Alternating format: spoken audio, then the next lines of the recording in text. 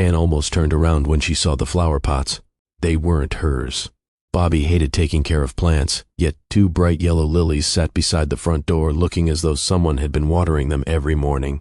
She told herself maybe a neighbor had dropped them off while she'd been at the hospital. Then she heard a woman laughing inside. Not the polite laugh of a guest, the kind of laugh people have when they've stopped wondering where the coffee mugs are. Bobby opened the door before she could reach for her key. His face emptied the second he saw her. Behind him, a barefoot woman stood in Anne's kitchen, holding the dish towel she'd bought years earlier. Nobody rushed to explain anything. Nobody even moved. Then the woman's eyes settled on the small blue notebook resting on the bookshelf, and whatever she recognized there frightened her almost as much as it frightened Anne. Before I tell you why that notebook mattered, let me pause for just a moment. Welcome to Mr. Hartley's story. To everyone who has supported this channel, thank you for being part of this incredible journey. We're growing every day, improving every day, and bringing you even better content ahead.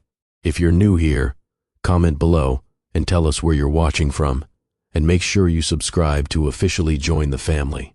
Looking back, neither Anne nor Bobby ever had a story people would call extraordinary. There wasn't a dramatic rescue, a chance encounter in the rain, or a moment either of them later described as love at first sight. If anything, their relationship grew because they kept ending up in the same places long enough to notice each other. It started on a warm Saturday morning in the spring of 2018 at a neighborhood playground in Limert Park. A local nonprofit had organized volunteers to restore the aging park before summer. The picnic tables needed sanding. The benches needed fresh paint. The swing set had been scratched with years of initials and fading graffiti. Bobby almost didn't go. His company had encouraged employees to volunteer, and his supervisor made it clear attendance would be remembered when annual reviews came around. Bobby figured giving up one Saturday was easier than trying to explain why he hadn't shown up. Anne had different reasons. Volunteering had been part of her life since college. She believed neighborhoods changed because ordinary people decided they mattered. She never talked much about it. She simply signed up whenever she had time. Most of that morning they worked several feet apart, without exchanging more than a polite nod. Around noon, Bobby wiped sweat from his forehead and reached into his backpack. "I forgot sunscreen," he muttered, to no one in particular. Anne looked up from the bench she was sanding. "I noticed." He smiled. "You noticed and didn't say anything?" "I figured you'd figure it out eventually." "I appreciate your confidence." She reached into her own bag and held out a bottle. "Here." He looked at it. "You sure? If you burn, you'll complain all afternoon." "I don't complain." "You've known me exactly 3 hours," she said. "Don't make me start keeping track." He laughed, taking the bottle. "Fair enough." It wasn't an important conversation. Neither remembered every word later. What both remembered was how easy it felt. No effort, no performance. Just 2 strangers talking the way people do when they aren't trying to impress each other. Later, during lunch, everyone gathered beneath a temporary canopy where volunteers passed around boxed sandwiches and bottled water. Bobby found himself sitting across from Anne again. "How are your hands?" he asked. She held them up. Blue paint covered one thumb. Green streaks covered the other. "I've seen surgeons with cleaner gloves." "I'll have you know this is artistic. So that's what we're calling it?" She grinned. "What about yours?" He turned both palms upward. Paint covered nearly everything. She laughed hard enough that several volunteers looked over. "You win." "I don't think this was a competition." It became one. That afternoon passed faster than either expected. When the final brush was cleaned and the volunteers began leaving, Bobby hesitated beside his car. "You drink coffee?" Anne looked amused. "That's a very random question." "I'm trying not to make it sound like I'm asking you out." "You are asking me out." "I know." She folded her arms. "You could have just said that." I panicked halfway through. She considered him for a second that felt longer than it probably was. "Coffee sounds nice." The following Wednesday, they met at a small cafe in Culver City. The conversation lasted nearly 3 hours.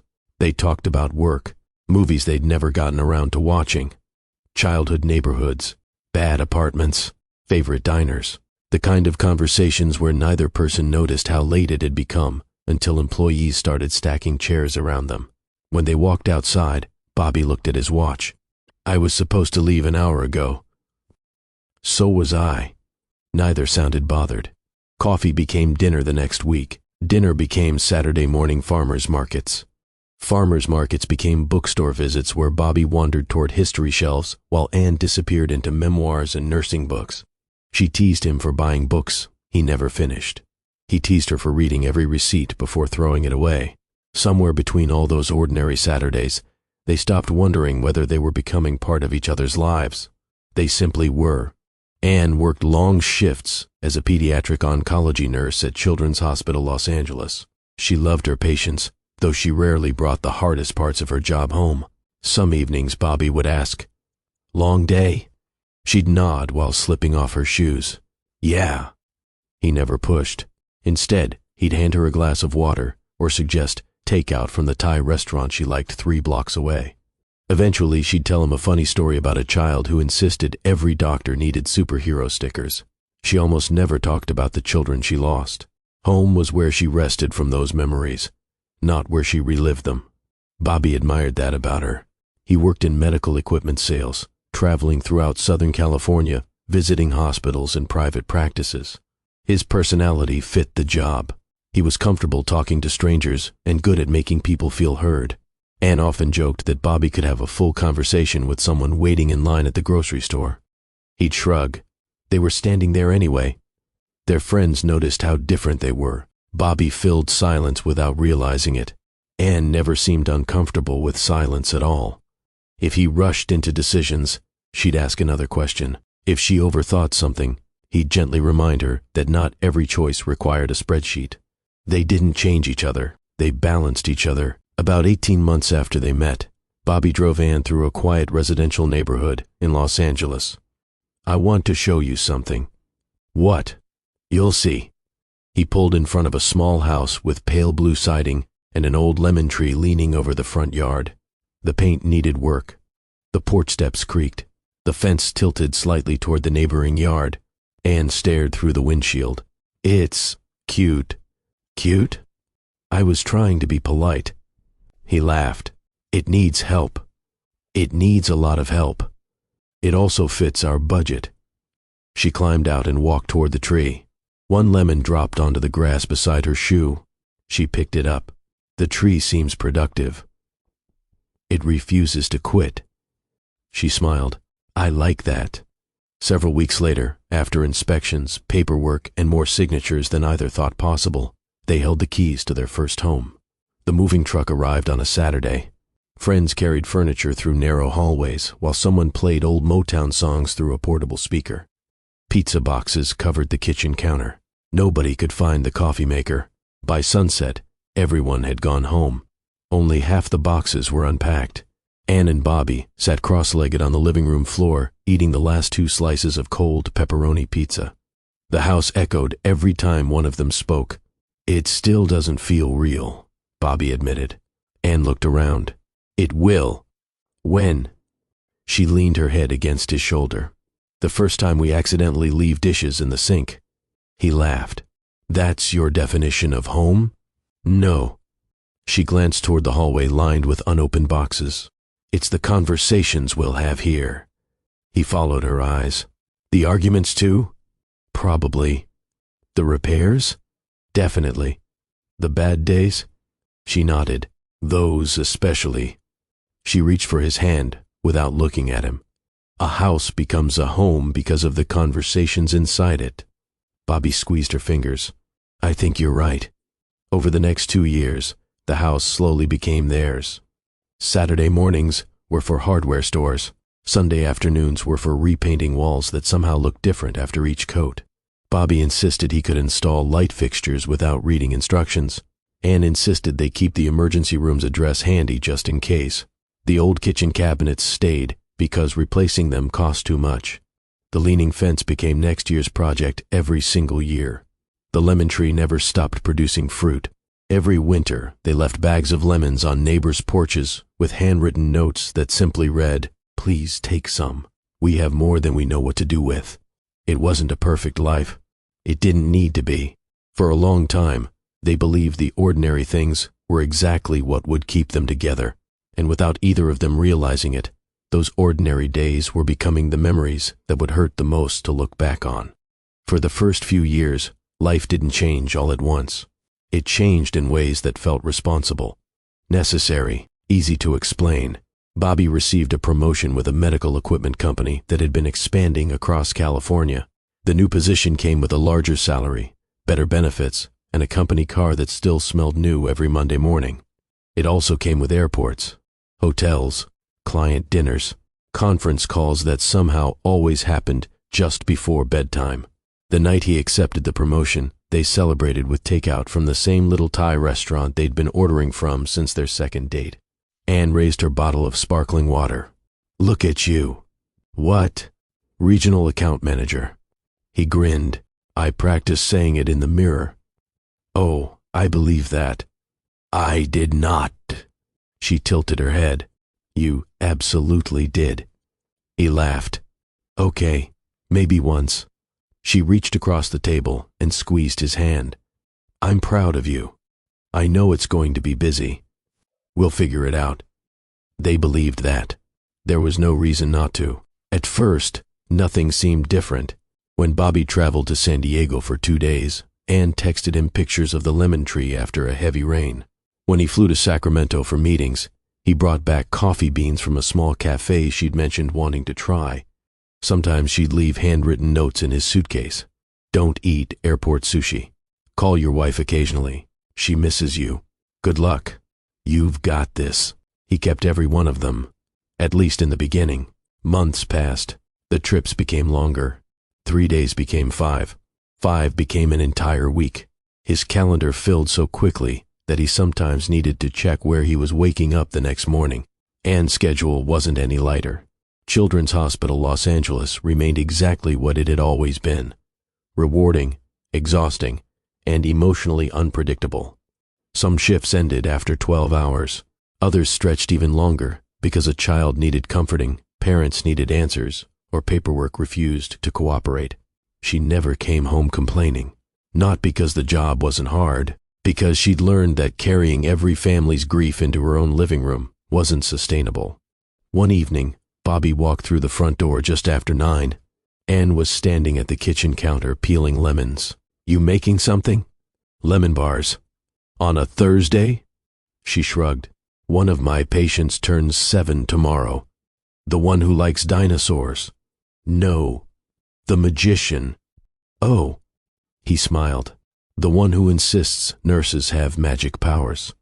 She nodded. "He says we're secretly superheroes." Bobby opened the refrigerator. "I like that kid." "So do I." He waited for her to say more. She didn't. Instead, she slid another lemon across the cutting board. He understood. Some stories stayed at the hospital. Later that night, they watched half a movie before Bobby's phone buzzed. He glanced at the screen. "I have to take this." Anne paused the television. "It's okay.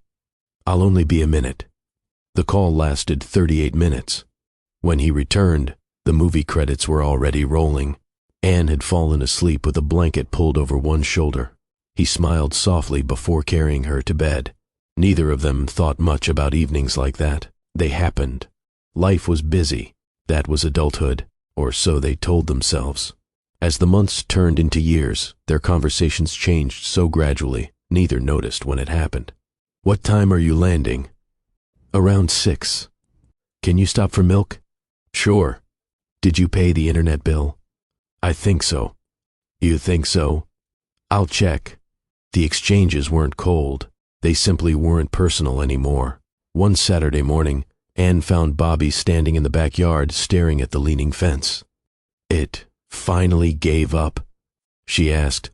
He smiled without looking away. "No, still leaning. We've been saying we'll fix it for 3 years."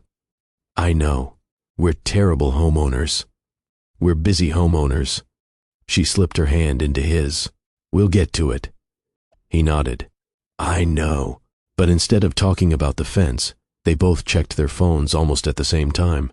Bobby had an email from work. Anne had a message asking if she could cover an extra shift. Without discussing it, they walked back inside. The fence waited another year. Small disappointments rarely arrive wearing warning signs. They settle into routines until nobody remembers what life felt like before them. Friends still loved visiting. Every summer they hosted cookouts in the backyard. Neighbors brought folding chairs. Children chased one another beneath the lemon tree, while Bobby stood over the grill, insisting nobody touch the burgers before they were ready. Anne usually floated from group to group, making sure everyone had something to drink. One evening, after the last guests had gone home, Bobby collected paper plates while Anne folded lawn chairs. Good turnout. Yeah. He looked around the yard. We should do this more often. She smiled. We say that every year. We do. She waited. He seemed distracted. Tired? She asked. A little. You've barely sat down all day. I've got an early flight tomorrow. She nodded. Seattle? Portland first. Oh, you forgot? No. She gave a small smile. I just mixed up the order. Neither realized that answer lingered with the other longer than it should have.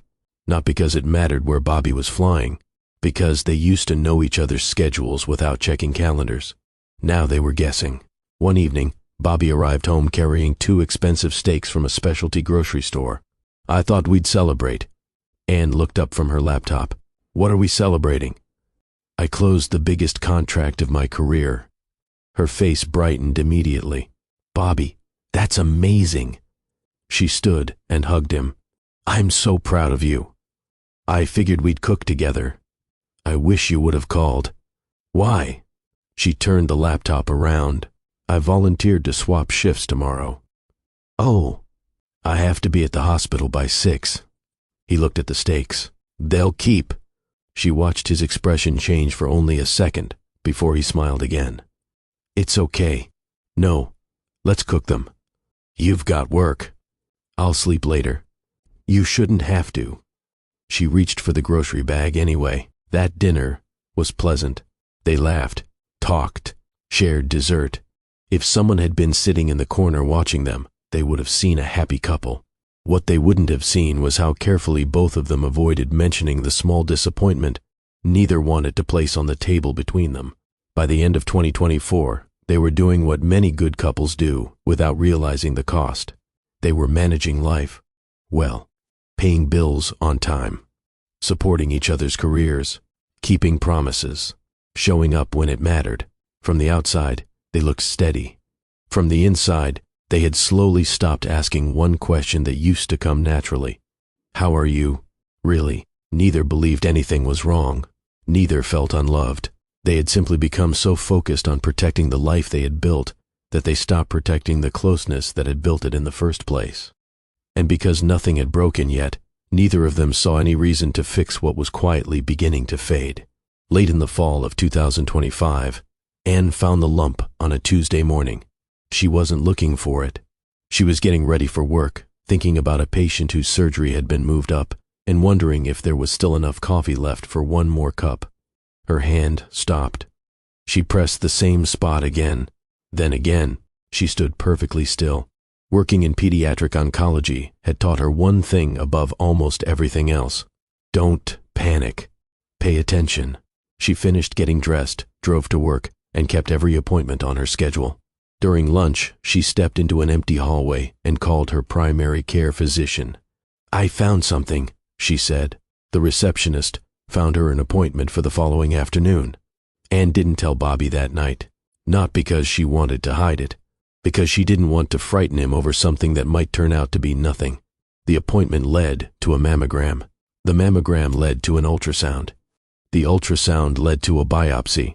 Each time someone told her, let's just take one more look. Each time she smiled politely. Each time she drove home with the radio off. Bobby noticed something had changed. One evening, he found several appointment reminder cards tucked beneath a grocery list on the kitchen counter. He looked toward the bedroom. Anne? She walked into the hallway. Yeah? What's all this? She looked at the cards, then back at him. I was going to tell you. He didn't say anything. She took a slow breath. They found something. His expression changed immediately. What do you mean, something? I don't know yet. Since when? A couple of weeks. A couple of... He stopped himself. You've been going through this alone. I wasn't trying to. Anne. I wanted answers before I scared both of us. He walked across the room and wrapped his arms around her without another word. Neither of them slept much that night. The diagnosis came the following Tuesday. Aggressive stage 2, breast cancer. The oncologist spoke calmly, never rushing his words. The good news is we found it before it spread further. This won't be easy, but there is genuine reason to believe treatment can be successful. He explained chemotherapy, surgery, recovery, medication, timelines that stretched across months instead of weeks. Anne listened without interrupting. When the doctor finally asked if she had any questions, Bobby looked toward her. She sat quietly for a moment. Then she asked, "After treatment, if everything goes well, will I be able to return to pediatric nursing?" The doctor smiled. "That's certainly our goal." She nodded once. "Okay." On the drive home, Bobby gripped the steering wheel so tightly his knuckles lost their color. "We're going to get through this." Anne turned toward him. "I know. No." His voice cracked. "I mean it." She reached over and rested her hand on his arm. "I know you do." And in that moment, he did. The first weeks of treatment drew them closer than they'd been in years. Bobby rearranged his work schedule. He canceled trips. He learned medication names he couldn't pronounce. He filled the refrigerator with foods the oncology dietitian recommended, even though Anne could barely eat most of them. He attended every chemotherapy appointment he possibly could. He sat beside her for hours, answering emails from waiting rooms instead of airports. The nurses began recognizing him. One afternoon, while Anne rested beneath a warm blanket receiving chemotherapy, Bobby quietly asked one of the infusion nurses, "What should I expect?" The nurse looked at him with gentle honesty. "Some days, she'll seem almost like herself." He nodded. "And other days? You'll both feel like cancer has taken over the house." He looked through the glass toward Anne. "I don't know if I'm doing enough." The nurse smiled softly. "You're here." Friends noticed. His parents called every few days. Neighbors dropped off casseroles. Co-workers donated vacation days so Bobby could spend more time at home. People often said the same thing. "She's lucky to have you." Every time, Bobby answered the same way. "I'm the lucky one." At first, he believed that too.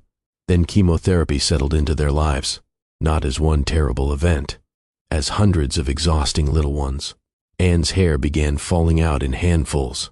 One evening, she stood in front of the bathroom mirror holding the hairbrush without saying anything. Bobby walked in behind her. She met his eyes in the mirror. "I think I'm ready." He understood. Without speaking, he found the electric clippers they'd bought together the day before. She sat on a kitchen chair, covered with an old towel. Neither of them joked. Neither tried pretending. This was empowering. It simply needed to happen. When the last strands fell away, Bobby knelt in front of her. She reached up and rubbed her bare scalp. "I look different." "You do." She waited. He smiled through wet eyes. "But you're still you." She laughed softly. "You don't have to say the right thing every time." "I wasn't trying to." "I know." She leaned forward until their foreheads touched. For a while, neither of them moved. As winter turned into the new year, treatment became harder. Some mornings Anne woke up already exhausted. Other days, she couldn't finish breakfast. There were afternoons when walking from the bedroom to the living room felt like climbing stairs with a backpack full of bricks. The woman who had spent years caring for sick children now needed help opening medicine bottles because her hands shook too much. That reality was harder on her than losing her hair.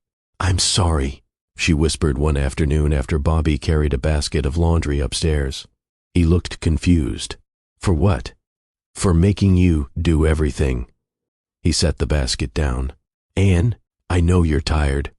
So are you. You didn't sign up for this." He sat beside her on the couch. "I signed up for you." She looked away. Neither noticed that she had apologized 3 times that week. Neither noticed that Bobby had stopped saying, "Don't apologize." By February 2026, Their home no longer revolved around weekend projects or dinner plans. The refrigerator held treatment schedules beneath family photos. Pill organizers sat where fruit bowls used to be. Calendar reminders replaced vacation ideas. The house felt efficient, organized, carefully managed. It no longer felt carefree. Bobby still loved Anne. That never disappeared. But something else quietly entered the space where hope had been. Fear. He rarely admitted it. Not to his parents, not to friends, certainly not to Anne. Instead, he returned to work more often. At first, it made sense. Medical bills were growing. Insurance covered much of the treatment, but not everything. He told himself he was protecting their future. When coworkers invited him to stay for dinner after meetings, he sometimes accepted. Driving home became easier when someone else was talking. The silence inside the house had started feeling heavier than traffic. One Friday evening, Bobby sat alone in his car outside their home for nearly 10 minutes. The engine was off. The lights inside the house glowed warmly through the front windows. He could have walked inside. Instead, he checked one more work email, then another, then another. When he finally opened the front door, Anne was asleep in the recliner with a blanket tucked beneath her chin. The television played quietly to an empty room. He stood there watching her. She looked smaller somehow, not because she'd lost weight, because illness had taken away the effortless energy that once filled every corner of the house. He wanted to wake her, to tell her how frightened he was, how helpless he felt, how guilty he felt for missing the woman she used to be while she was still sitting right in front of him. Instead, he picked up the remote, turned off the television, covered her shoulders with another blanket, and said nothing. It seemed like kindness. In reality, it became another conversation they never had. Over the following weeks, Bobby slowly began believing something that felt true every time it crossed his mind. No one understood what he was carrying. It wasn't entirely wrong. Caregivers suffer too. They lose sleep. They bury fear. They keep functioning because someone has to. But Bobby made one quiet mistake that changed everything. Without realizing it, he stopped seeing the story through Anne's eyes. Little by little, he began seeing himself as the person whose life had disappeared. And once that belief settled in, every decision he made afterward became easier to justify, even the ones that would eventually cost him the very marriage he had once promised to protect. By the time spring arrived in 2026, Bobby had developed a habit he never mentioned to anyone. He stayed at work long after he needed to. Sometimes there were emails to answer. Sometimes there weren't. He'd sit in the parking lot after everyone else had gone home, scrolling through spreadsheets that could have waited until morning. It was easier than driving back to a house where every room reminded him someone was sick. One Wednesday afternoon, his phone buzzed while he was leaving a client meeting in Pasadena. It was Anne. "Hey," he answered. Her voice sounded thin. "I forgot to tell you. The home health nurse is coming Friday." "Okay." "She'll check the incision and go over medications again. I'll be there." There was a short pause. "You don't have to rush back from work." "I said I'll be there." "I know." Another pause. "I was only saying." "I know what you were saying." Neither spoke for a second. Then Anne cleared her throat. "I'll let you get back to work." "All right." The call ended. Bobby stared at the phone before setting it on the passenger seat. He couldn't remember why he'd sounded irritated, only that he had. That Friday, the nurse left after less than an hour. Before driving away, she smiled at Bobby. "She's healing about the way we'd expect." He nodded. "Good. She's trying very hard not to inconvenience anyone." The comment caught him off guard. "What do you mean?" The nurse adjusted her bag. Patients often apologize for needing help. He looked toward the front window where Anne sat reading. "She does that. You might remind her she doesn't have to." After the nurse left, Bobby stood on the porch longer than necessary. Inside, the curtains were still drawn halfway. Medication bottles lined the kitchen counter. A blanket stayed folded over the recliner because it was used every day. Even the refrigerator had become a calendar. Appointment cards, prescription refill reminders, blood test schedules. Nothing looked neglected. Everything looked clinical. He hated himself for thinking it. The following week, Bobby opened a kitchen drawer looking for batteries. Instead, he found a stack of paint samples from years earlier. Anne had labeled each one in careful handwriting. Too blue, too gray, looks better in afternoon light. He smiled, despite himself. For a moment, he remembered spending an entire Saturday arguing over wall colors that looked almost identical. Then he looked around the room. The walls were scuffed. The dining chairs had scratches. The hallway still needed repainting after the plumbing repair from the previous year. The house had slowly become something they maintained instead of enjoyed. An idea settled into his mind. Maybe changing the house would help. Maybe when Anne finished treatment, coming home wouldn't remind her of hospitals. That thought sounded reasonable. It even sounded loving. So he held on to it. A coworker named Daniel noticed Bobby studying renovation websites during lunch. You remodeling? Thinking about it. Daniel nodded. My wife hired a freelance designer last year. Worth it? Saved us from about 20 bad decisions. Bobby laughed. You remember her name? I'll text it to you. 20 minutes later, Bobby's phone buzzed. Tammy Reynolds. She's good. Doesn't oversell. Bobby clicked the website. The portfolio wasn't flashy. Small homes, condo renovations, family spaces that looked lived in instead of staged. He filled out the contact form before he had time to overthink it. Tammy arrived the next Tuesday carrying a leather portfolio and a tape measure clipped to her bag.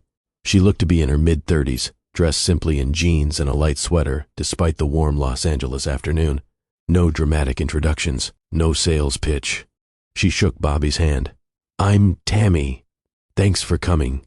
She glanced toward the living room. You've got a beautiful place. He laughed softly.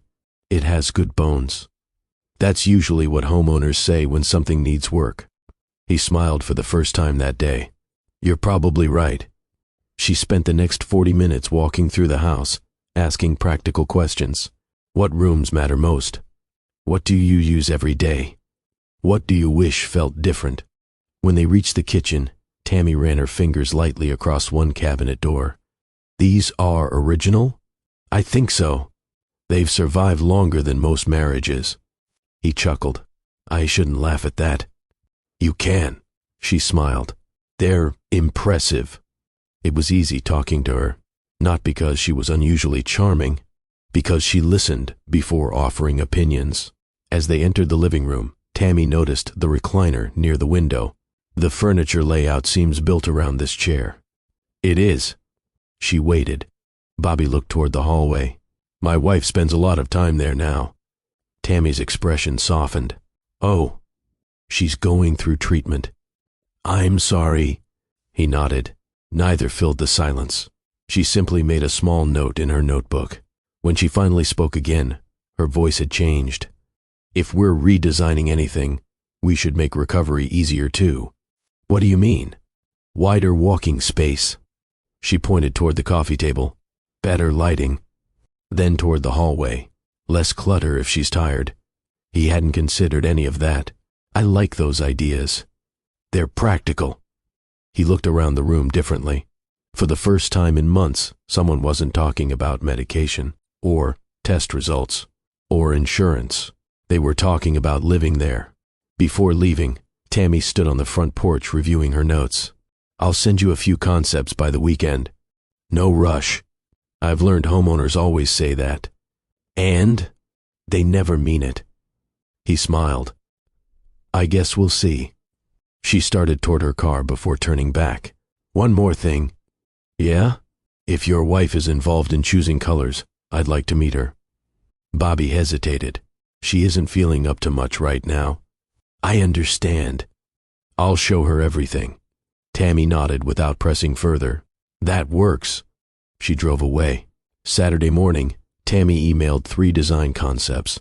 Nothing extravagant. Warmer lighting, lighter wall colors, a reading corner near the front window, new curtains that let in more natural light. Anne looked through the pages while wrapped in a blanket. I like this one. She pointed to the second option. The green? It makes the house feel lighter. Bobby watched her smile at the sketches. It was small, but it was the first genuine smile he'd seen from her in days. You sure? She nodded. I don't care about expensive furniture. I know. I'd just like the house to feel hopeful again. He reached over and squeezed her hand. It will. Over the next few weeks, Tammy stopped by several times to measure rooms, check paint samples, and coordinate deliveries. Most visits lasted less than an hour. Sometimes Anne rested in the bedroom. Sometimes she sat in the living room for a few minutes before becoming too tired. Tammy never overstayed. She always spoke to Anne first. "How are you doing today?" Anne usually smiled. "Better than yesterday." "That's good." Then Tammy would return to discussing flooring or lighting with Bobby. Everything stayed professional. Everything stayed appropriate, at least on the surface. But Bobby noticed something he hadn't expected. When Tammy asked him questions, she waited for the answer. Not the polite version, the real one. One afternoon, while comparing paint samples against the afternoon's sunlight, she glanced at him. "You look exhausted." He shrugged. "I've been busy." "That's not what I asked." He looked down at the color cards in his hands. For a moment, he considered giving the same answer he'd given everyone else for months. "We're managing." Instead, he said something he hadn't admitted out loud. "I don't remember the last time I wasn't tired." Tammy didn't rush to reassure him. She didn't tell him to stay strong. She didn't remind him things would get better. She simply nodded once. "I believe you." The conversation lasted less than 30 seconds. But when she left that afternoon, Bobby stood in the doorway, watching her car disappear down the street. It wasn't attraction, not yet. It was something quieter. For the first time in months, someone had asked how he was doing, and waited long enough to hear the answer. The renovation was never meant to become a long project. A few rooms, fresh paint, better lighting, maybe replace the worn living room rug. That was the plan. Then one delivery arrived, damaged. Another supplier pushed back an installation date. The electrician needed to come twice because an older section of the wiring wasn't up to code. The work stretched from weeks into months. Tammy became a familiar face. She usually arrived around mid-morning carrying coffee in one hand and a folder tucked beneath her arm. After a while, she stopped knocking loudly. If Bobby was expecting her, she'd tap twice and let herself in after he answered. The routine developed naturally. Neither questioned it. Anne had good days. On those mornings, she'd sit at the kitchen table while Tammy spread out fabric samples. "I like this one," Anne said one afternoon, touching a soft cream-colored swatch. Tammy smiled. "It'll brighten the room without showing every stain." "You've met my husband." Bobby looked up from the hallway where he was assembling a bookshelf. "I heard that." Anne laughed. "You were supposed to." It felt almost normal. For a few minutes, the three of them talked about curtains instead of blood counts, paint instead of medication. Anne even stayed at the table long enough to debate whether the dining chairs should be refinished or replaced. Then her face lost its color. She pressed 2 fingers against her temple. "I'm going to lie down." Bobby immediately stood. "You okay?" "Just tired." "I'll help you." "You don't have to." "I know." He walked her to the bedroom anyway. When he returned, Tammy was quietly gathering the fabric samples into neat piles. Neither spoke for several seconds. Finally she said, "She hides it well." Bobby looked toward the hallway. "Yeah. She doesn't want anyone worrying." "No." He rubbed the back of his neck. "She's always been like that." Tammy nodded. "I can tell." As Anne's treatment became more demanding, she spent longer periods resting. Most design meetings happened while she slept. Bobby and Tammy discussed budgets, delivery schedules, paint finishes, cabinet hardware. Then the conversations drifted. One afternoon, Tammy noticed an old framed photograph sitting on a shelf, waiting to be rehung. It showed Bobby and Anne standing beneath the lemon tree shortly after buying the house. Their clothes were covered in paint. Bobby smiled when he picked it up. "We spent an entire weekend convincing ourselves we knew how to paint a living room." "Did it turn out well?" He looked closely at the picture. "No." She laughed. "It looked terrible?" "It looked enthusiastic." He handed her the frame. "We repainted everything 2 weeks later." Tammy studied the photo for another moment before handing it back. "You both look happy." He answered without thinking. We were. The words hung in the room longer than he intended. Tammy didn't respond.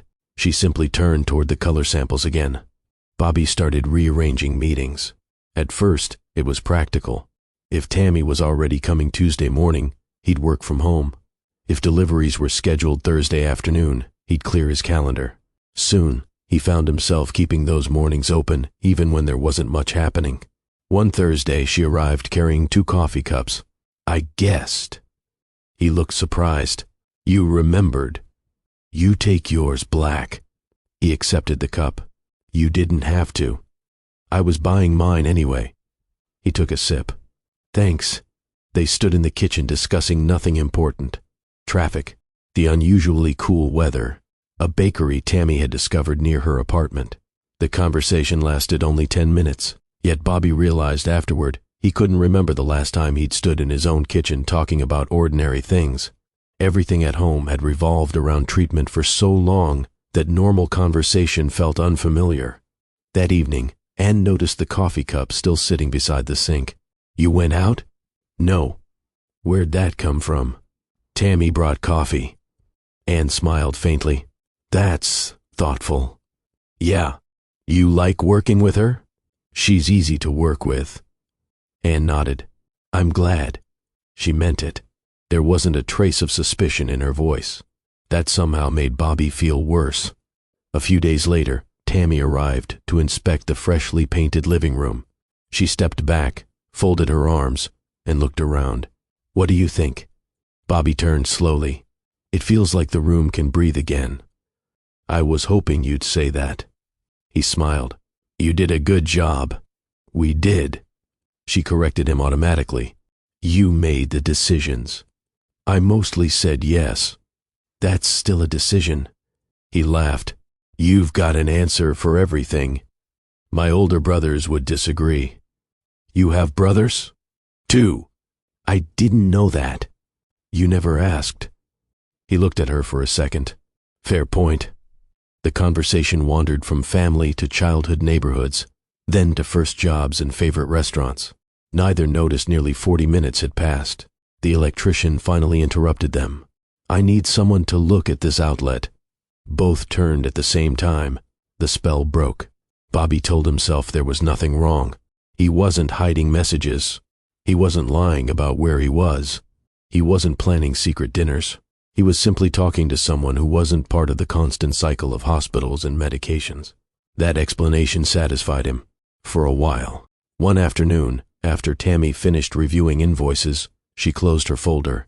You don't have to answer this if you don't want to. He looked up. What? How's your wife doing? He stared out the front window. Depends on the day. She waited. Some mornings she's almost herself. And the others? He took longer to answer. I miss talking to her. Tammy frowned slightly. She's still here. I know. I didn't mean... He searched for the right words. Everything revolves around treatment now. He looked down at his hands. I feel guilty even saying that. Tammy spoke carefully. Caregivers get tired too. He let out a slow breath. Sometimes I think people forget that. She nodded. I don't. That sentence settled somewhere deeper than either of them realized. Because it wasn't sympathy Bobby had been missing.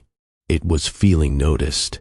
Over the following weeks, he began sharing pieces of himself he'd stopped sharing with almost everyone else. Stories about growing up, work frustrations, his father's impossible expectations, dreams he'd postponed. Tammy listened without interrupting. She shared stories of her own. Clients who changed their minds 5 times. Living alone. Building a freelance business after leaving a larger design firm. None of it felt romantic. It felt easy, and that made it dangerous. Tammy noticed changes too. Whenever she mentioned Anne, Bobby answered with fewer details. Instead of saying, Anne had a rough treatment yesterday, he'd say, things have been difficult. Instead of talking about his wife, he talked about the situation. The marriage slowly disappeared from his sentences. Not because he intended to erase it, because talking that way hurt less. Tammy didn't know enough to challenge him. From what she saw, Bobby looked like a man carrying a great deal by himself. She never saw the years of ordinary love that had come before the illness. She never heard Anne laughing under the lemon tree. She never watched them repaint the living room twice because they couldn't agree on the color. She met them in the middle of a crisis, and crises have a way of making incomplete stories sound like complete ones. By the time the last boxes of new furniture arrived, Bobby had crossed a line he never expected to approach. Nothing physical had happened. No promises had been made. No marriage vows had been openly broken.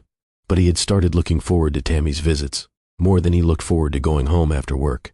He told himself it was because she represented progress, a brighter house, a fresh start, something other than cancer.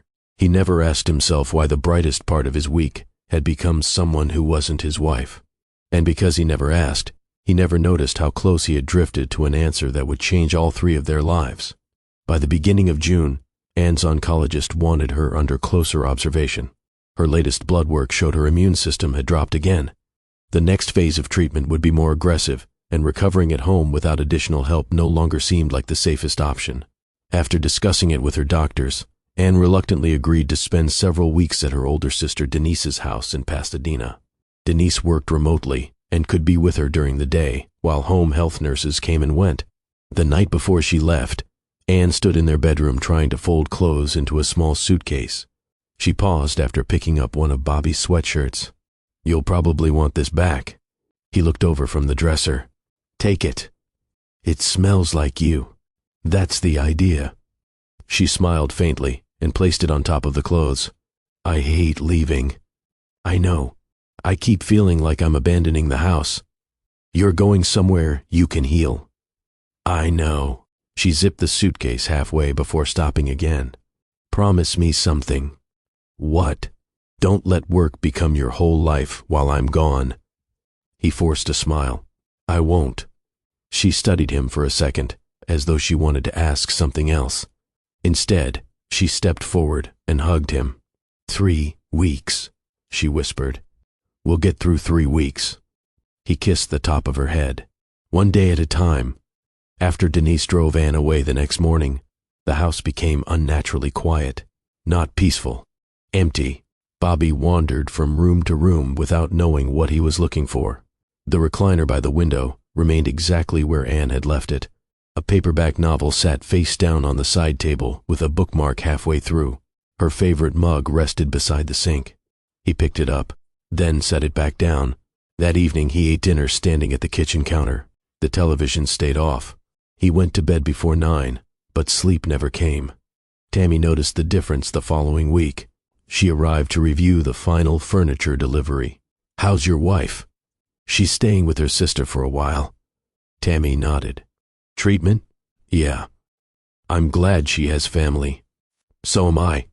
She looked around the living room. "It feels strange in here." "It does." Neither spoke for a moment. Finally, Tammy asked, "Do you want to postpone the rest of this until she's home?" Bobby shook his head. "No." "You sure?" "I'd rather finish it. So she can come home to something different?" He hesitated. "Something like that." The renovation wrapped up 2 weeks later. The walls were brighter. The furniture had been rearranged. The reading chair now sat closer to the front window, where afternoon sunlight poured in.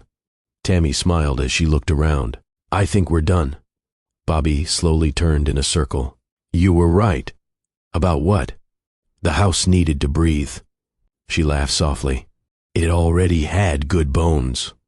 It feels—" He searched for the word. "Lighter.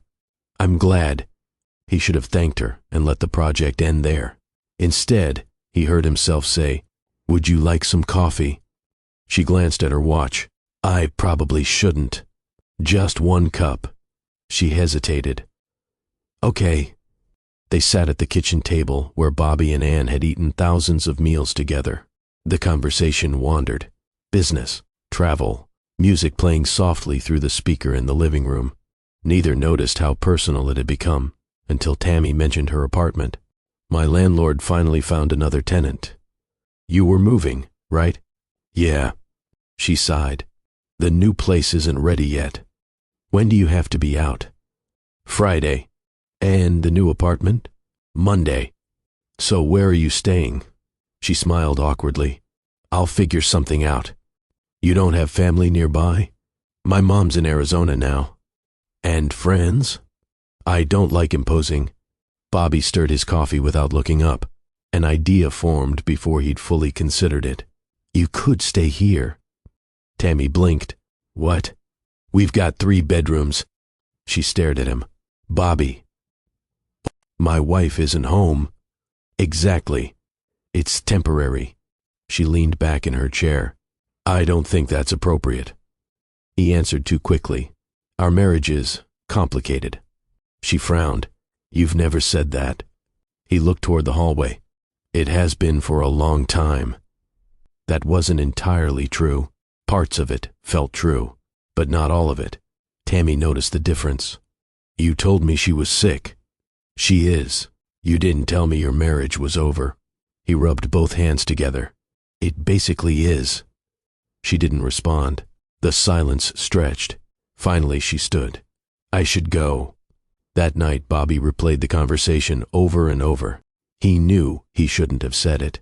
He also knew he hadn't called to apologize. Instead, the following afternoon, he sent Tammy a message. Offer still stands. Guest room. 3 nights. Nothing more. She didn't answer for several hours. When her reply finally arrived, it was short. Are you absolutely sure? He stared at the screen, then typed the sentence that would haunt him long after. Yes, I wouldn't have asked if I wasn't.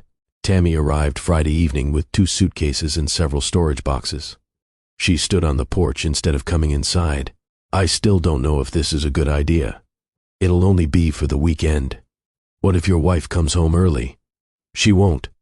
You sound certain. I am. He wasn't. He simply wanted to believe it. She looked past him into the house.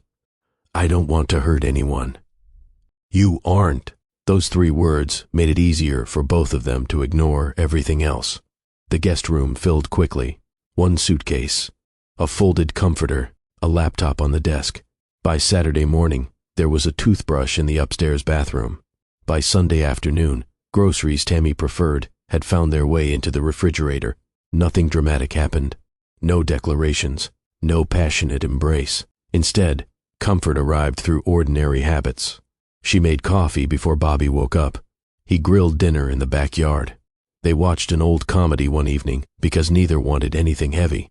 It looked harmless. That was precisely why neither stopped it. Monday came. The apartment manager called Tammy. The flooring installation's been delayed another week. She closed her eyes. You're kidding. I wish I was. She hung up and found Bobby in the garage. My apartment isn't ready. He looked up from a toolbox. So stay another week. I can't keep doing this. Why not? She searched his face. Because this doesn't feel temporary anymore. He didn't answer. She tried again. Bobby, where do you and Ann actually stand? He looked away. We've been living separate lives for months. It was the sentence he'd started believing. The sentence that excused everything. Tammy wanted to ask more. Instead, she nodded slowly. I don't want to be the reason someone gets hurt. You aren't. Once again, he gave her an answer that protected himself more than anyone else. As the days passed, the house changed in ways Bobby barely noticed. Anne's framed photograph from the entryway came down while walls were being repainted. It never went back up. The throw blanket Anne always kept folded across the recliner disappeared into a hallway closet after Tammy washed it. The kitchen shelves were reorganized. Furniture shifted. Fresh flowers appeared on the dining table every Saturday. The home looked brighter than it had in months. Yet something invisible had gone missing. The history. The small traces of the woman who had spent years filling those rooms with ordinary acts of love. Tammy wasn't trying to erase Anne. She believed she was staying briefly in a house belonging to a marriage that had already ended. Bobby never corrected that belief, and every day he remained silent. The lie became less about what he said, and more about what he allowed another person to believe. Denise's house was smaller than Anne remembered. The guest room overlooked a quiet street lined with jacaranda trees, and every morning around 7, A man walked the same golden retriever past the front window. After a few days, Anne found herself waiting for them. It gave the morning a rhythm that had nothing to do with medication. "You slept better," Denise said one morning as she set oatmeal on the table. "I think I did. You only apologized once before breakfast." Anne looked up. "I've been counting." Anne smiled despite herself. "I'll try to improve. You don't have to earn being taken care of." Anne lowered her eyes to the bowl. She didn't answer. Her body tired easily, but her instincts as a nurse never disappeared. One afternoon, a newly hired pediatric oncology nurse from Children's Hospital called. "I'm sorry to bother you." "You're not bothering me. I have a little boy who's refusing treatment again." Anne leaned back against the pillows. "What's his name?" the younger nurse told her. For the next 15 minutes, Anne listened far more than she spoke. She offered practical suggestions, reminded her not to rush frightened children, and even laughed when the nurse admitted she'd nearly been outsmarted by a 6-year-old. Before hanging up, the nurse hesitated. "We all miss you." Anne looked toward the window. "I miss all of you too." After the call ended, Denise walked into the room carrying folded laundry. "You should be resting." "I was helping." "I know." Denise placed the clothes on the bed. "But who helps you?" Anne looked away. "I'll be okay." Bobby called almost every evening. Sometimes they talked for 20 minutes, sometimes for 5. The conversations sounded normal. "How was your appointment?" "Good. Did you eat?" "Most of it." "How's the house?" "It's coming along." He always sounded tired. She always noticed. One evening she asked, "Are you sleeping?" "I'm fine." "You hesitated." He gave a small laugh. "I've got a lot going on." "I know. I'm managing." She nodded, even though he couldn't see her. "I know you are." After they hung up, Denise glanced over from the couch. "You don't believe him." Anne folded the blanket across her lap. "I believe he's overwhelmed." "There's a difference." Anne didn't argue. During one infusion appointment, Anne recognized a familiar face in the waiting room. Mrs. Alvarez, the grandmother of a little girl Anne had cared for years earlier. The older woman hurried over. "Anne?" They embraced carefully. "I heard you were on leave," Mrs. Alvarez said. "I am." The woman reached into her purse and pulled out a folded drawing. "My granddaughter wanted you to have this." It was a picture of a nurse wearing a cape. Across the top, written in uneven crayons, were the words, "Heroes get sick too." Anne stared at it for several seconds. "I'll keep this." Mrs. Alvarez squeezed her hand. "You helped our family when we thought we couldn't survive." Before Anne could answer, the nurse called Mrs. Alvarez's name. She waved and disappeared through the treatment doors. Anne folded the drawing carefully and tucked it inside her bag. That evening, she taped it inside the bedroom closet at Denise's house, where she'd see it every morning. As the weeks passed, Anne began noticing small changes in Bobby. Not accusations, absences. When she called unexpectedly, he'd sometimes answer after several rings. There was often background noise, a delivery truck, power tools, music she didn't recognize. Once she heard a woman laughing somewhere in the distance. It was faint, gone almost immediately. "What was that?" Anne asked. "What? I thought I heard someone." "The painters are here." "Oh, they've been working all day." "Right." The answer made sense. She never asked again. Denise noticed the way Anne defended him. "You make excuses before he even needs them." Anne looked up from the book she hadn't been reading. "I'm not making excuses." "You are." "He's carrying a lot." "So are you." Anne closed the book. "He didn't choose this." "Neither did you." The room fell silent. Finally, Denise asked, "Has he been visiting as much?" Anne took a little longer than usual to answer. "Work's busy." Denise didn't push. She already had her answer. One Saturday, Bobby came to Pasadena with groceries and fresh lemons from the tree in their yard. "I figured these were still producing." Anne smiled. "They always do." He unpacked everything while Denise gave them space. For an hour, they talked about ordinary things. A neighbor's new puppy, a baseball game, whether the hospital cafeteria had finally replaced the terrible coffee. It almost felt like before. Then Bobby glanced at his watch. I should head back. So soon? I've got contractors coming. Anne nodded. Of course. He kissed her forehead. I'll call tonight. She watched him drive away through the living room window. Denise joined her a moment later. You wanted to ask him something. Anne kept watching the empty street. I did. What stopped you? She rubbed her thumb against the edge of the superhero drawing folded inside her pocket. He looked tired. So, he didn't need one more thing. What was the question? Anne's eyes lingered where Bobby's car had disappeared. I was going to ask if he still felt at home without me there. She never asked. Instead, she chose the answer she hoped was true, and while she spent her strength protecting Bobby from one more difficult conversation, she had no way of knowing someone else had already begun filling the silence she kept leaving behind. The house was finally beginning to look finished. The painters were gone. The new light fixtures had been installed. Most of the boxes had been unpacked, though a few still sat against the garage wall waiting for a weekend that never seemed to arrive. Tammy decided to spend one afternoon putting the bookshelves back together. It wasn't part of her contract anymore. She simply hated seeing books stacked in boxes. Bobby had left for a client meeting that morning.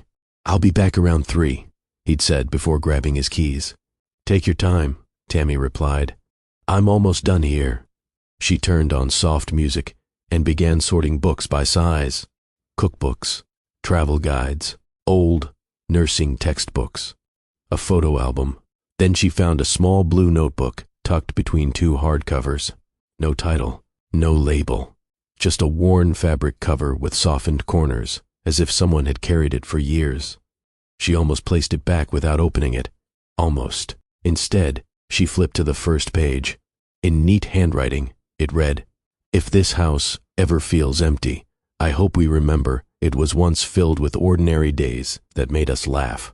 There was no date, only initials. Anne. Tammy frowned. She sat down. The notebook wasn't a diary in the usual sense. It was a collection of moments, short entries, memories, things Anne never wanted to forget. One page described the day Bobby insisted he could replace a ceiling fan without instructions. The electricity survived. His confidence barely did. Tammy smiled. Another entry described the lemon tree. It gives away more fruit than we could ever use. Bobby says we should cut it down every fall. Every spring, he changes his mind. There were taped receipts from hardware stores, tiny sketches of future renovation ideas, paint colors crossed out with handwritten notes. Too dark, too cold, feels more like us. Tammy slowly realized something. She had spent months redesigning this house. Anne had already documented every corner of it years before. Near the middle of the notebook, the entries changed. The handwriting became smaller, less playful. One page simply read, Today, I watched a 7-year-old tell his mother not to cry because he didn't want cancer to make her sad too. Sometimes children protect adults without realizing it. I hope Bobby never feels like he has to protect me by pretending he's okay. Tammy closed the notebook for a moment. The room suddenly felt different. She had never heard Bobby speak about Anne that way. He talked about appointments, exhaustion, stress. Not this. She opened it again. Several pages later, one entry caught her attention immediately. Limert Park Playground Renovation, Spring 2018. So that's where they met. Anne described volunteers scraping paint from picnic tables, laughing over boxed lunches, and a man who forgot sunscreen but somehow remembered her coffee order a week later. At the bottom of the page she had written, Mrs. Eleanor Brooks kept saying community isn't built with money. It's built by people who keep showing up. She was probably right. Tammy stopped reading. Mrs. Eleanor Brooks. The name felt strangely familiar. She whispered it again. Eleanor Brooks. Where had she heard it? She couldn't place it, but it tugged at something buried deep in childhood. She turned another page. Anne had taped a faded volunteer badge inside. The logo looked familiar too. A neighborhood outreach organization. Underneath, another handwritten note. Mom loved working with Mrs. Brooks. They always stayed after events to clean up because they said the last 10 minutes mattered as much as the first 10. Tammy leaned back against the couch.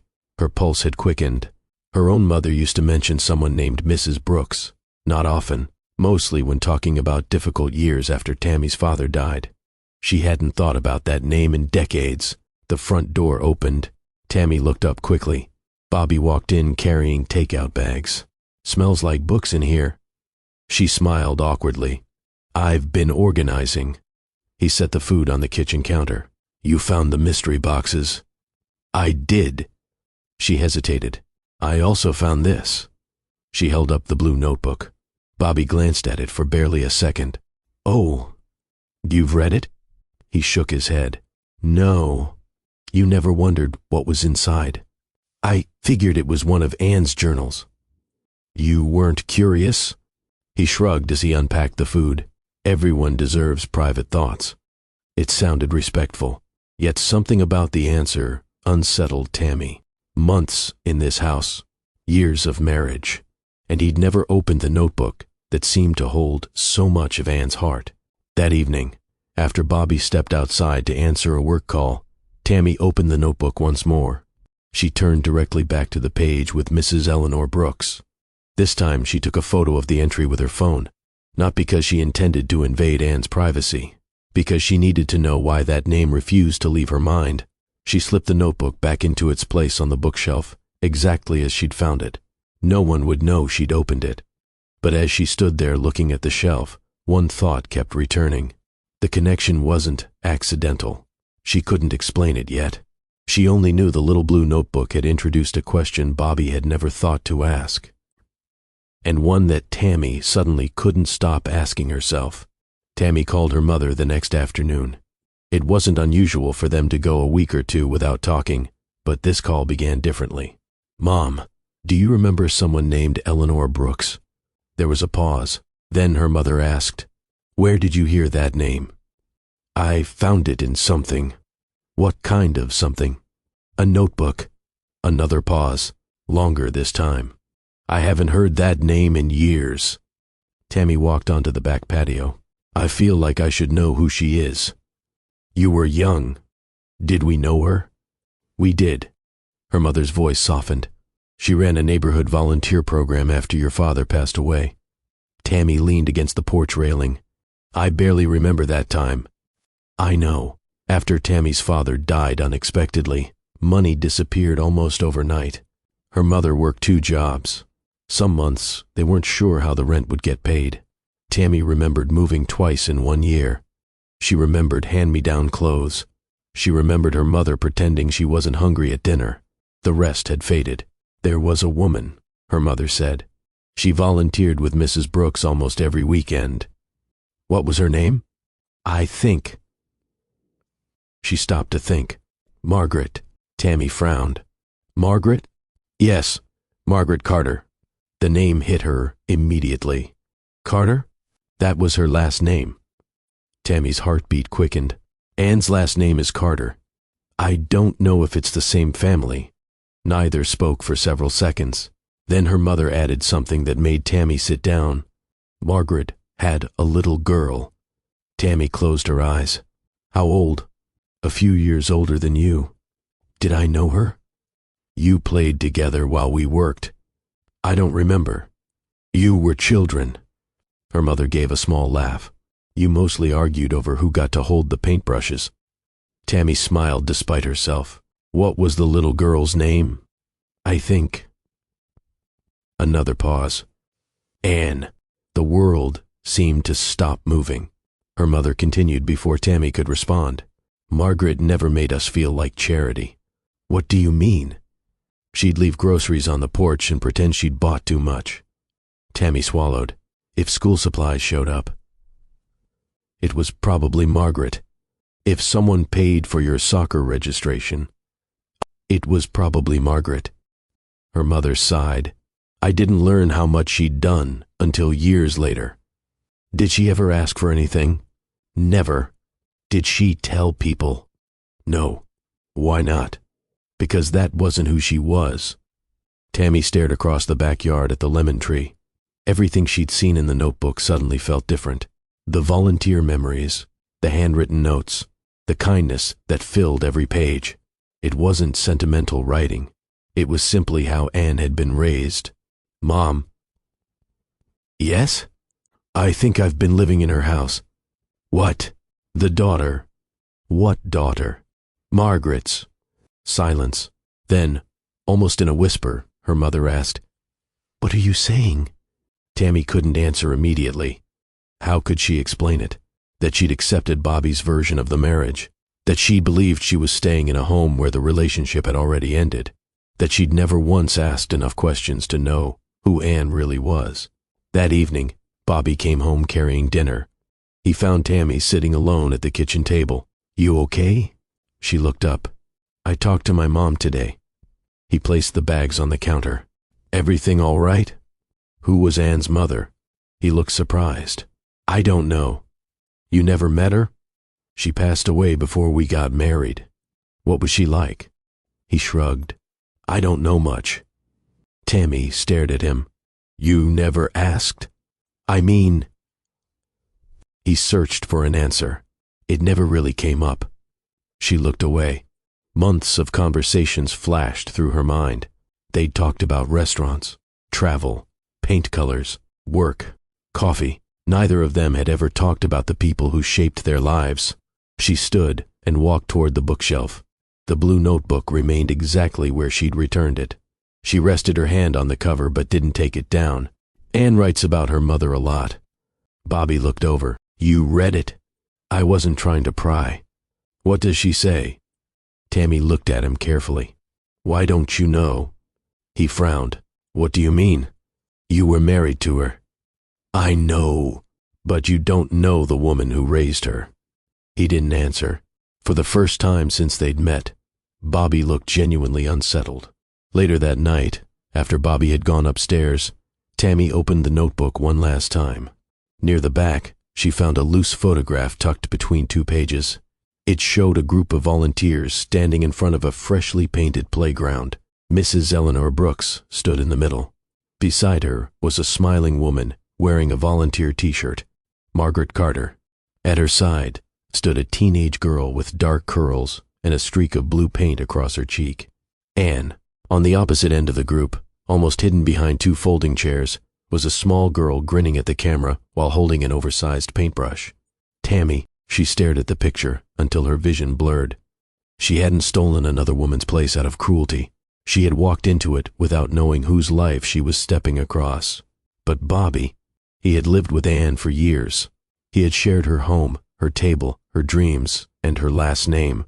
Yet a faded photograph and a forgotten notebook had revealed more about the woman he married in a single afternoon than he had learned by asking. And for the first time, Tammy wasn't questioning Anne. She was questioning the man whose version of the story she had accepted without ever wondering what had been left out. Anne's chemotherapy session lasted less than 20 minutes. Her oncologist studied the latest lab results, then closed the file. "We're postponing today's treatment." Anne looked up. "Is something wrong?" "Your white blood cell count is too low. If we continue today, the risk of infection is too high." "So, I go home?" "You go home, rest, and we'll repeat your labs in a few days." She nodded. She wasn't disappointed. She was relieved. The drive back from the hospital felt shorter than usual. She texted Bobby. Treatment postponed. Heading home. A few minutes passed. No reply.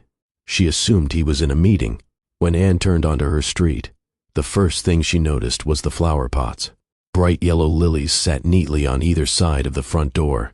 She slowed her car. Those hadn't been there before. She frowned, then smiled to herself. Maybe Bobby had bought them.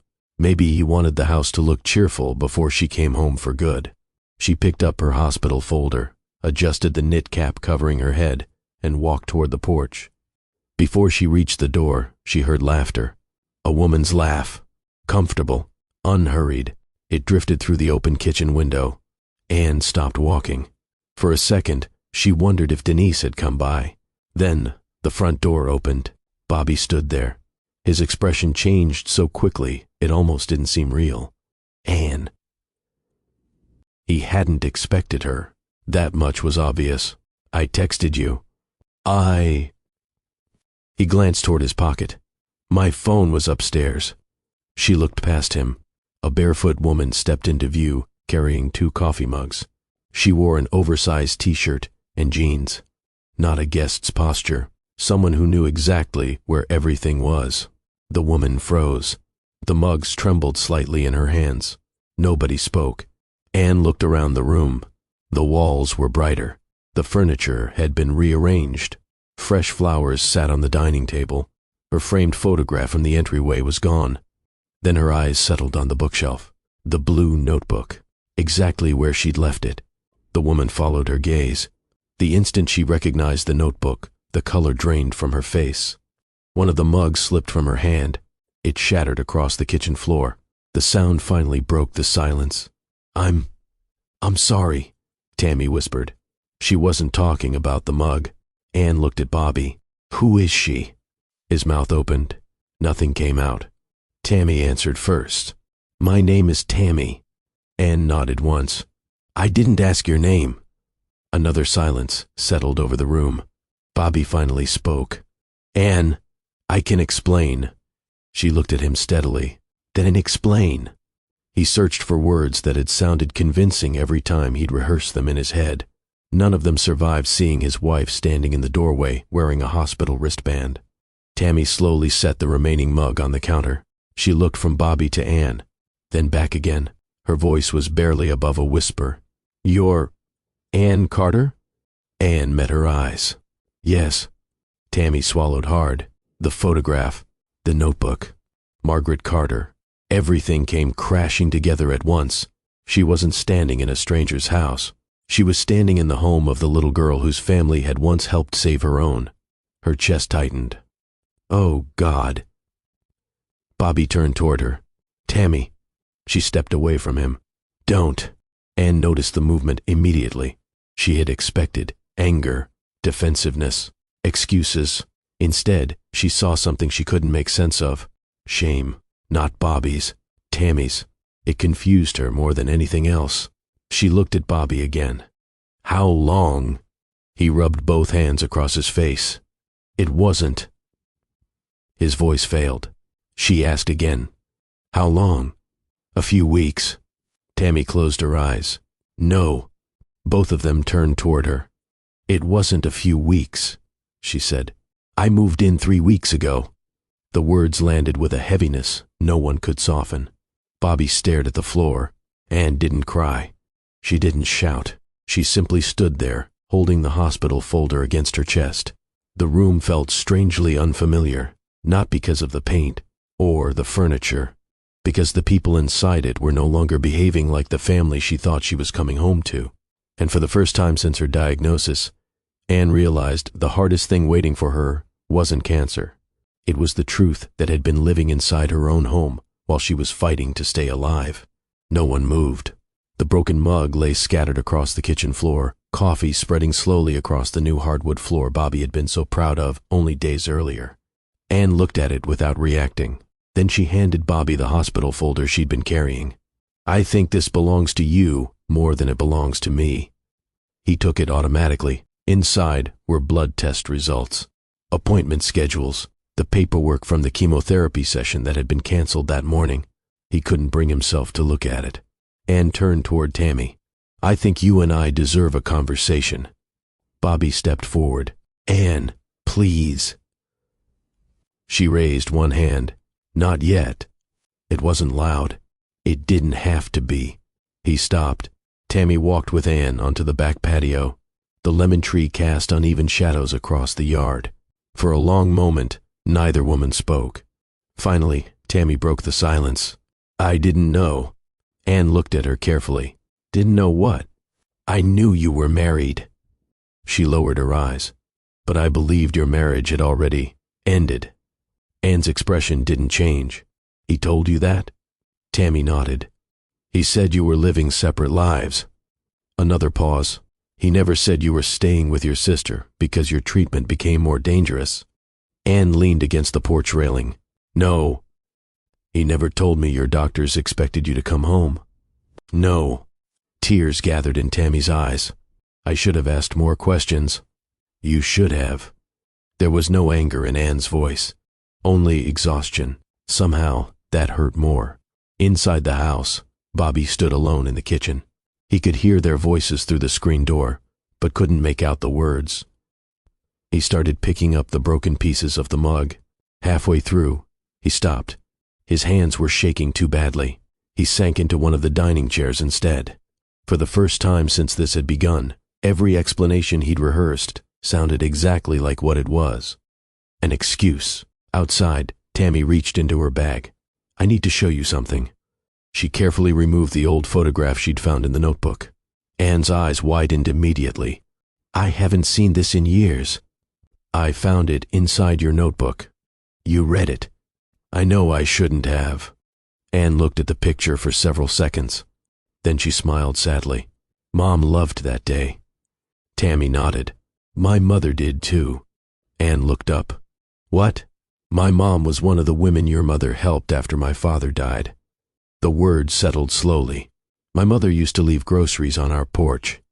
Anne's grip tightened around the photograph. "She never told us who they went to. She didn't want anyone to know." A tear rolled down Tammy's cheek. "I think I played with you." Anne studied the younger version of herself in the photograph, then looked back at Tammy. "I don't remember." "I don't either. But our mothers did." Tammy nodded once. "They built something good." She looked toward the house. "And I walked into it without knowing." Anne closed her eyes for a moment. When she opened them again, her voice was calm. "You didn't make vows to me." Tammy looked stunned. "He did." The sentence landed harder than any accusation could have. Tammy wiped her face quickly. "I can't stay here." "You shouldn't." "I won't." She walked back inside without waiting another second. Bobby stood when she entered. "Tammy." She walked past him toward the guest room. He followed. "Please listen." She turned sharply. "No. I never meant—" "You never meant what?" He opened his mouth. Nothing came. She pointed toward the hallway. "That woman is fighting cancer." "I know. You keep saying that like it's enough." He looked away. "I was overwhelmed." So was she. "I felt invisible." So did she. Every answer he offered collapsed under the weight of the next question. Tammy took a suitcase from the closet. "You told me your marriage was over." "It felt like it." "It wasn't." "You don't understand." "No." She zipped the suitcase closed. "I understand perfectly now." She carried the suitcase into the living room. Before reaching the front door, she stopped at the bookshelf. The small blue notebook was exactly where she'd returned it after reading it.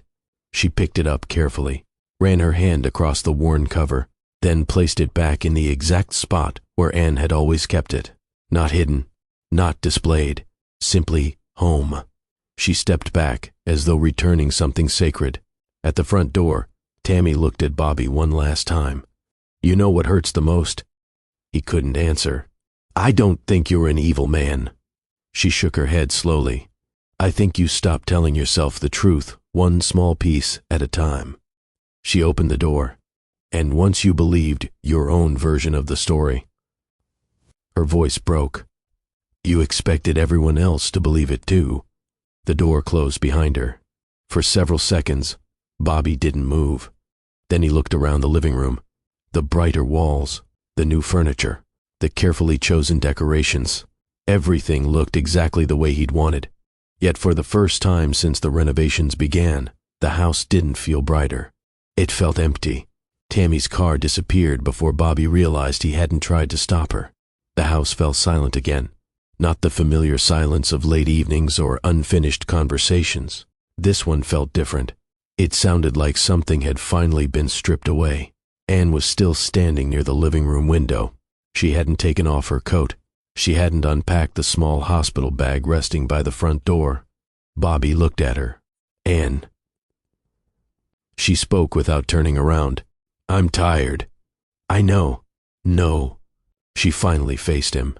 "You don't." There wasn't anger in her voice.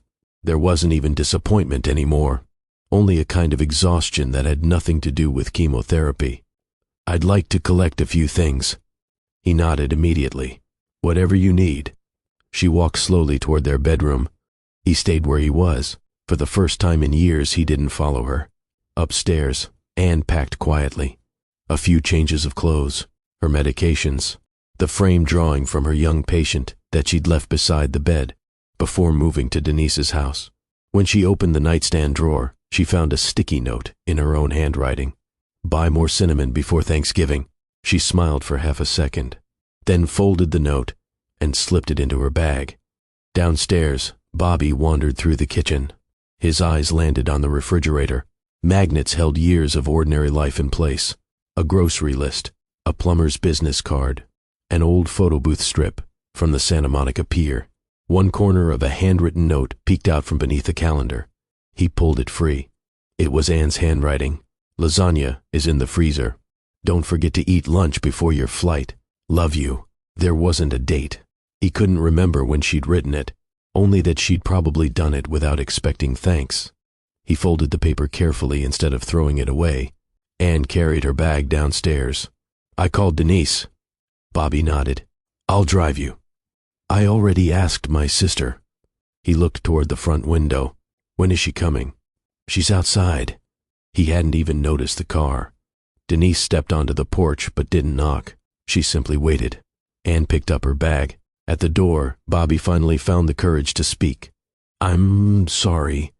She rested her hand on the doorknob. "I believe you are." He looked up hopefully. "But being sorry isn't the same as understanding." She opened the door, then paused. "I spent months thinking cancer was the hardest thing I was surviving." Her voice remained calm. "I was wrong." She walked out without looking back. The front door closed. Bobby didn't move for a long time. Eventually, he wandered into the pantry looking for something to eat. Instead, he found dozens of small labels attached to shelves. Soup, rice, pasta, each one written in Anne's careful handwriting. He'd seen them for years.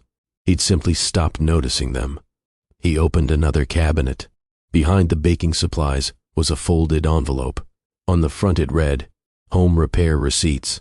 Inside, every receipt was organized by year. Notes covered the margins. Roof inspected after heavy rain.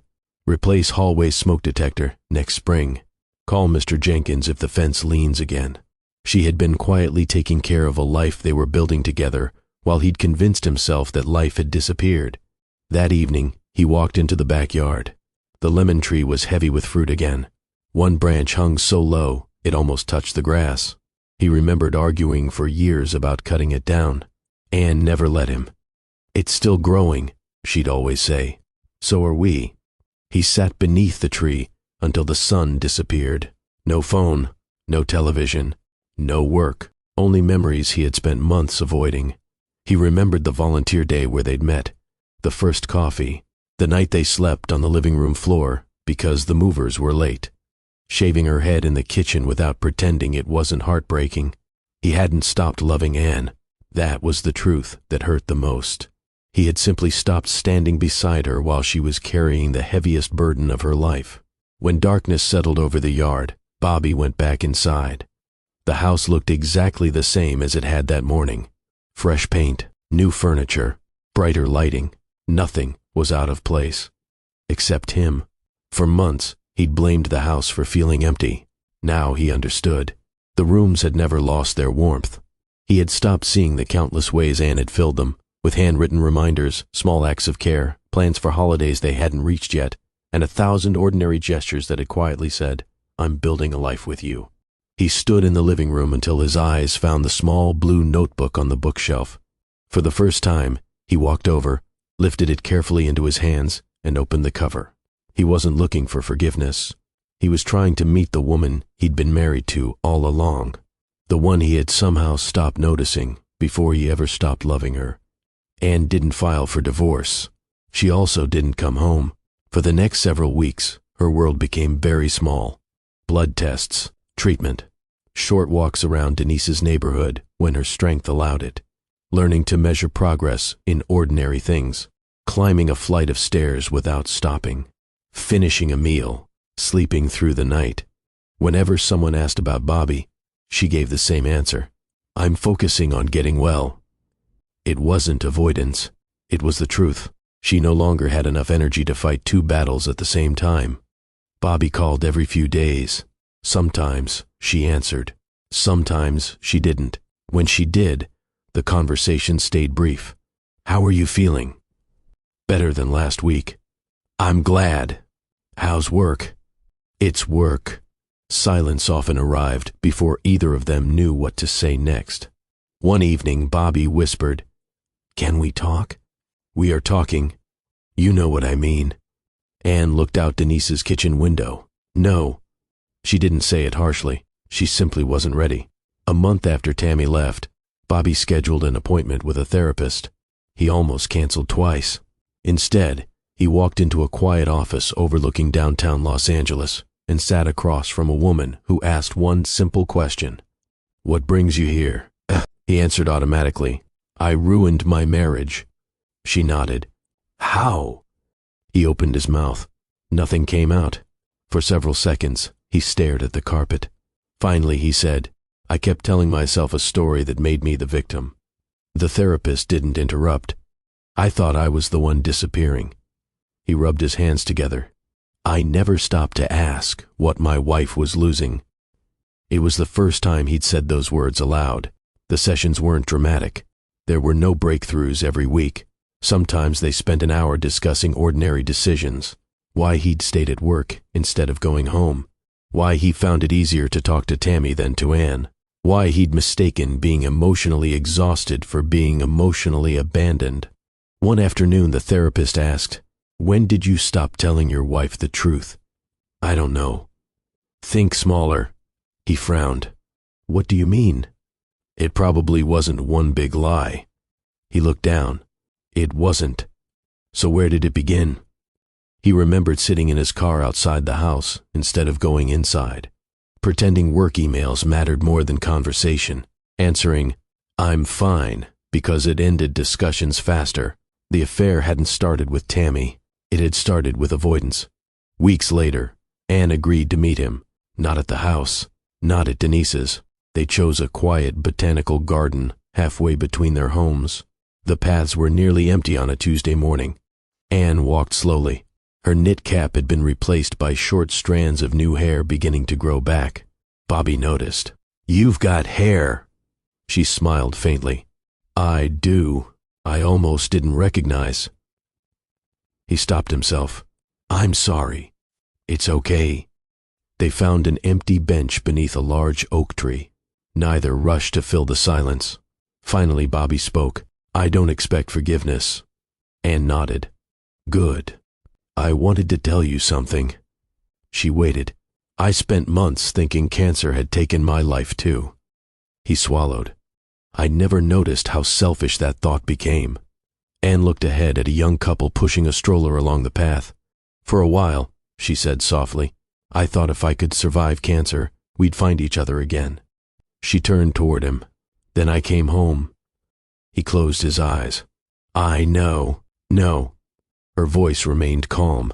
You remember what you did. She rested her hands in her lap. I remember what it did to me. Neither of them spoke after that. The silence carried more honesty than many of their conversations had in years. As they stood to leave, Bobby didn't ask her to come home. Anne didn't promise there would be another meeting. For the first time since they were married, neither reached for hope before they were ready. They simply walked in different directions, carrying the same past, but no longer pretending they had experienced it the same way. 2 weeks after meeting Bobby at the botanical garden, Anne received a handwritten note in the mail. There was no return address. Inside was a single sentence. If you're willing, I'd like to apologize in person, not to ask for forgiveness, only to tell you the truth. Tammy. Anne folded the note and set it on the kitchen table. Denise looked at it but didn't pick it up. You don't have to answer. I know. What are you thinking? Anne stared at the window for a moment. I think carrying questions is heavier than carrying answers. They met the following Saturday at a small coffee shop in Pasadena. Tammy arrived first. She looked thinner than Anne remembered. Nervous, too. She stood as Anne approached. Thank you for coming.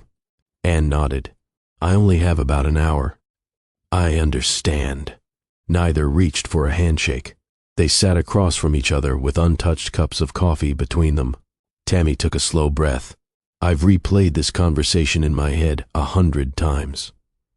I'm sure you have. And none of those versions sounded right.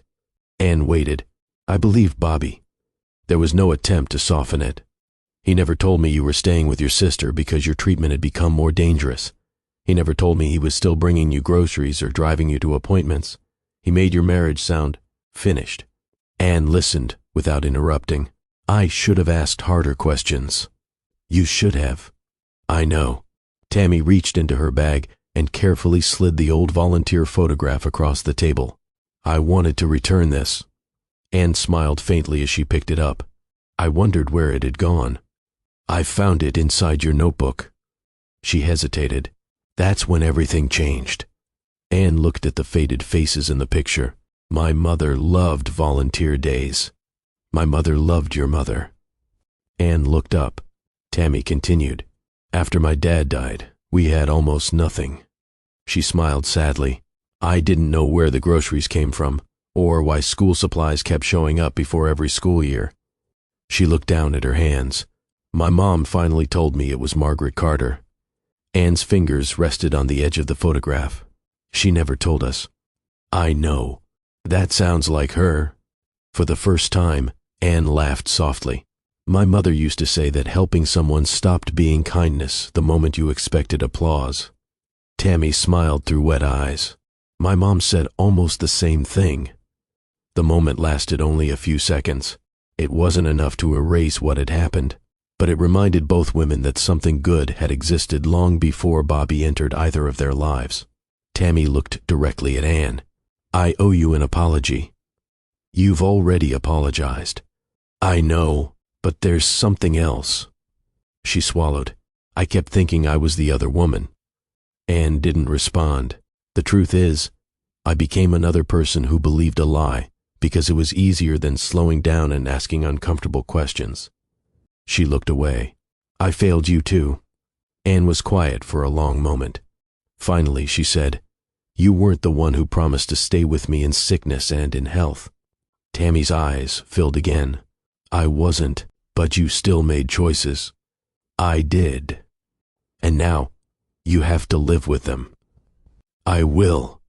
There was no argument, only acceptance. As they prepared to leave, Tammy reached into her bag one last time. I almost kept this. She placed the small blue notebook on the table. Anne looked at it in surprise. I thought it was still at the house. I put it back before I left. I know, but after Bobby called to say you'd moved out, I asked him to let me take it. Anne looked confused. Why? I didn't trust him to understand what it was. She gently pushed it toward Anne. It belongs with the person who filled those pages. Anne rested both hands on the notebook. She didn't open it, not yet. Thank you. It was the first time she'd said those words to Tammy. As Anne stepped outside, she noticed someone standing across the street beside a parked car. Bobby. He hadn't come to interrupt. He hadn't come to plead. He simply wanted to know that the meeting had ended safely. Tammy noticed him too. She looked at Anne. I didn't invite him. I know. She crossed the street. Bobby opened his mouth to ask how the conversation had gone. Before he could speak, Anne held up the blue notebook. I got this back. He nodded. I'm glad. She looked at him for a moment, then walked past him toward Denise's car without another word. Bobby watched her leave, the notebook held carefully against her chest. For years, he'd believed love was measured by the biggest promises people made. Standing there alone, he finally understood that marriages are more often protected, or destroyed, by the smaller truths people choose to tell, and the ones they slowly stop telling at all. By early autumn, Anne rang the bell at Children's Hospital Los Angeles for the last time. Nurses gathered in the hallway. Patients who were well enough clapped from their doorways. Denise stood beside her, smiling through tears. Anne wrapped both hands around the rope and pulled. The bell echoed through the unit. For a few seconds, nobody spoke. Then the applause began. It wasn't loud. It was grateful. Anne cried anyway, not because treatment was over, because she had finally reached a day she hadn't been sure she would ever see. Recovery came slowly. Her strength returned in uneven pieces. One week she could walk a mile. The next, she needed an afternoon nap after grocery shopping. Her hair began growing back in soft curls that looked different from before. Friends said it suited her. She laughed and told them she was still getting acquainted with the woman in the mirror. One Saturday morning, she drove past the old house for the first time in months. She hadn't planned to. She simply found herself on the familiar street. The lemon tree was still there. Its branches reached over the fence, exactly as they always had. She smiled. Some things had survived everything. Bobby had changed too, not in dramatic ways. He worked fewer evenings. He stopped answering emails during dinner. He continued therapy because, as he once told his counselor, "I don't want to become that version of myself again." He never asked Anne to move back. He understood that rebuilding trust wasn't something he could request. It was something she would decide for herself, if she ever could. Their conversations became occasional, honest, free of promises neither was ready to make. One afternoon, Bobby asked if she'd meet him at the house. "There are some things that belong to you." Anne agreed. Walking through the front door felt different. The brighter paint was still there.